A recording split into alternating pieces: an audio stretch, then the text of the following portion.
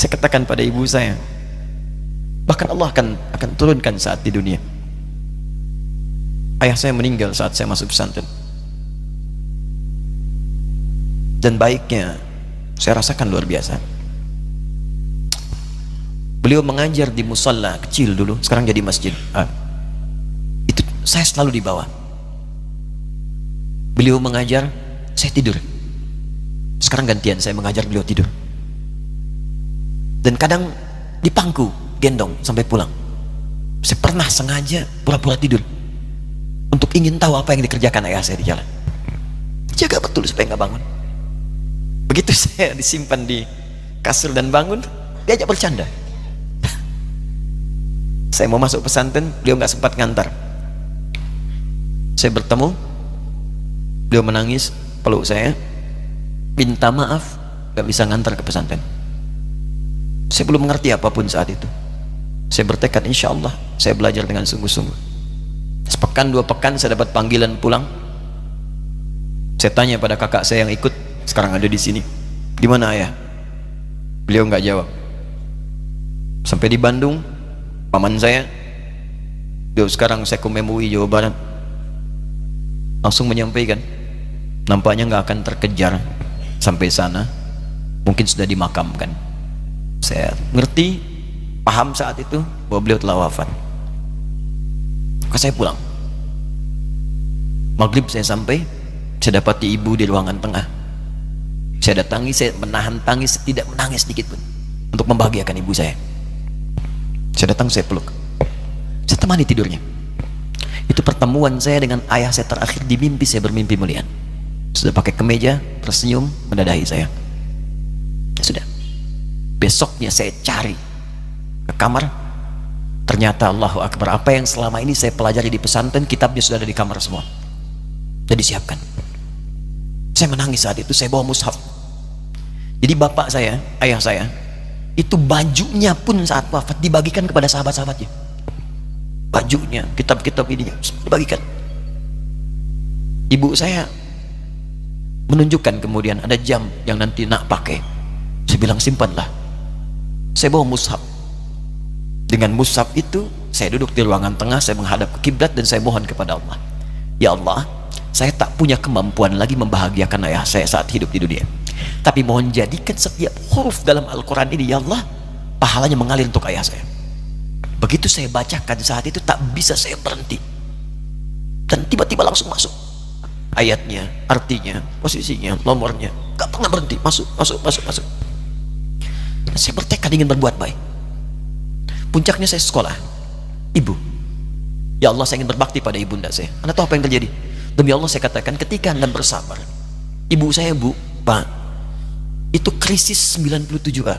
Waktu krisis saya masuk pesantren, saya diberikan sempurna bekal seperti anak-anak lain.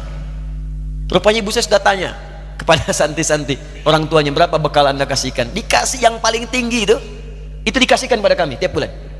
Saya terima. Satu kali libur saya pulang dari jauh, ibu saya tersenyum melihat sedang jemur pakaian, melihat saya. Begitu saya tiba, kaget saya. Kok pakaian ibu saya, pakaiannya nggak cocok dipakai gitu. Ini bukan pakaian ibu saya, kayak kain pel lah kalau sekarang. Saya masuk ke rumah, saya kejar, saya buka pakaiannya, lemarinya, saya nggak temukan sedikit pun. Saya kejar kakak saya, dia sudah siapkan makan.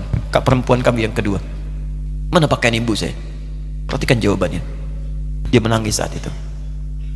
Dia bilang, mama itu telah menjual semua perhiasan dan pakaiannya untuk pendidikan kamu.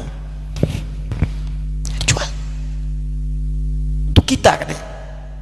Jual. Dan bertahan dengan 150.000 per bulan saat krisis. Jadi rupanya ibu saya itu makan nasi sehari cuma sekali. Beliau mengajar, di berangkat sekolah itu cuma makan pisang, minum kopi, makan nasinya malam. Saya bilang, ya Allah, saya akan ganti baju ibu saya dengan kain ihram dan saya ganting tangannya di Masjidil Haram. Atau apa yang terjadi? Begitu saya kuliah di Libya, alhamdulillah, saya berangkat, saya mulai mengajar, saya serius belajar. Saat itu kemudian Allah mulai berikan jalan. Saya ingin sungguh-sungguh. Malam saya bangun, saya sholat, saya belajar, saya menghafal Quran, saya belajar riwayat Quran. Sampai puncaknya tiba. Saya ditugaskan pemerintah Indonesia saat itu untuk jadi petugas haji di Mekah. Saya telepon ibu saya. Saya bilang, Ma, saya insya Allah akan haji 2010. Saya telepon Februari saat itu. Saya dengar suara, terbayang wajahnya, indah, senyuman, bahagia. Alhamdulillah, nak. Kapan berangkat? Tahun ini insya Allah. Saya bilang, dan saya tidak akan pernah berangkat kecuali mama pun akan berangkat. Terdengar nada pesimis tapi senyum. Dari mana katanya? Allah akan kasih, saya bilang. Saya sedang bekerja, berusaha karena Allah. Mustahil Allah akan sia-siakan kita. Berapa butuhnya? Porsinya 25 juta. Kapan harus ada? Bulan Juni. Ya, jadi dari Februari ke Juni itu. Ya, Juli bukan Juni, Juli. Ya, jadi saya masih ingat bulan 7, 5 bulan itu. Saya ibu, Pak, nabung saya beli tabungan, saya niatkan untuk ibu saya haji. Bulan Juli masih setor 25 juta. Jadi semua tabungan masukin situ. Ada yang ngajar ngasih, masukin situ. Masukin semua. Tepat sepekan sebelum itu kemudian didaftarkan, saya buka tabungan. Allahu Akbar, karunia Allah luar biasa. Tadi butuh berapa? 25 juta. Begitu dibuka, Masya Allah, 1 juta. Karena beasiswa nggak banyak, 1 juta. Tapi 3 hari sebelum daftar, entah dari mana ibu-ibu pengajian di KBRI datang, Ustadz, ibu katanya mau haji juga ya, Ustadz mau haji ya, ibu ikut ya, sudah nggak usah dipikirin, nanti kami yang pikirkan semuanya. Tiba-tiba dikirim, bayar porsinya di sana, dapat koper paling besar. Bayangkan, tadinya kopernya belum datang, telepon lagi, nak koper belum datang katanya. Saya bilang, Ma, tenang aja, apa hajinya nggak jelas ini? Tidak jelas, saya bilang, insya Allah. Ya. Nah, cuman beritanya berbeda. Begitu saya telepon lagi, Ma, gimana bisa? Nah, telah keluar pengumumannya. Kapan, Ma? 2013. Loh, kan saya haji 2010, nggak bisa, harus 2010. Lihat kalimat ibunda saya. Nah, jangan pernah mengambil hak orang lain. Allah kasih 2013, alhamdulillah. Saya bilang, Ma, kita tidak harus mengambil hak orang lain, tapi kita meminta kepada Allah yang memanggil kita. Boleh jadi Allah akan berikan tambahan kuota pada tahun ini. Doa lagi, minta, langsung ke masjid.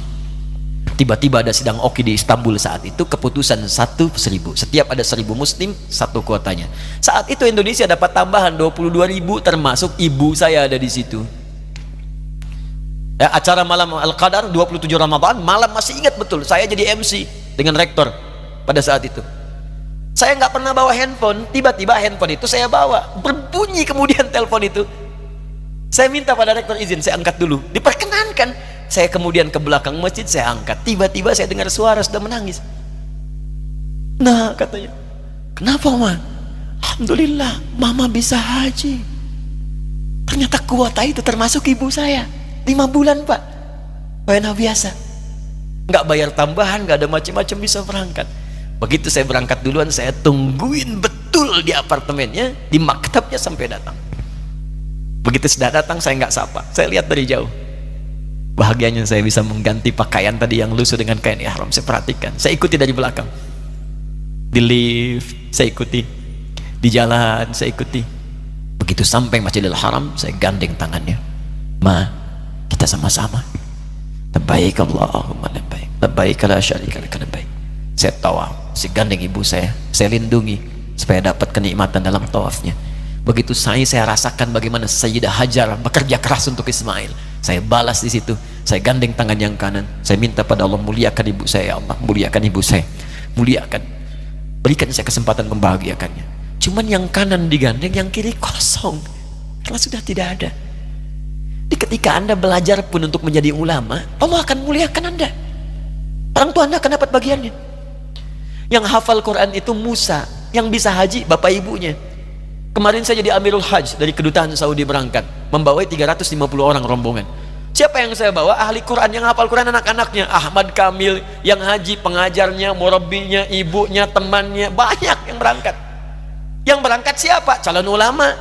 Dijadi ulama itu jangankan sudah jadi, kalau benar caranya, baru bergerak pun Allah pasti akan jaga. Kalau benar caranya. Di satu pertanyaan tadi, pilih mana orang soleh atau ulama? Jangan pisahkan. Karena jadi ulama itu adalah tingkat tertinggi bagian dari orang saleh. Jadi mesti ada yang jadilah di keluarga. Pilih satu mungkin ahli Quran, dua ahli hadis, yang lain dunia, tapi dunia diniatkan membantu ibadah. Jadi arsitek buat bangun masjid, bangun pesantren, pahala banyak. Insya Allah akan dibuka oleh Allah, insya Allah.